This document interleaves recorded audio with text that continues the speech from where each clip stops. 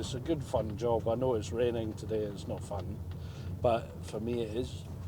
I've been working in the industry for 24 years. When I first applied for the job I was in the UK, but they said unfortunately I couldn't offer me a job because they hadn't met me, so I handed in my notice at my job at the time and flew over 2 weeks later for an interview.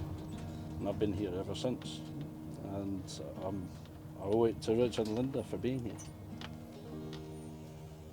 So we're going to 3 jobs. One of them's just an essential service, and the other one will be a pond service, and then we're also flushing out a spa as well, which is basically just we'll add some chemicals to clean out the pipework.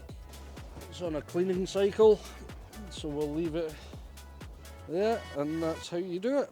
Another happy customer.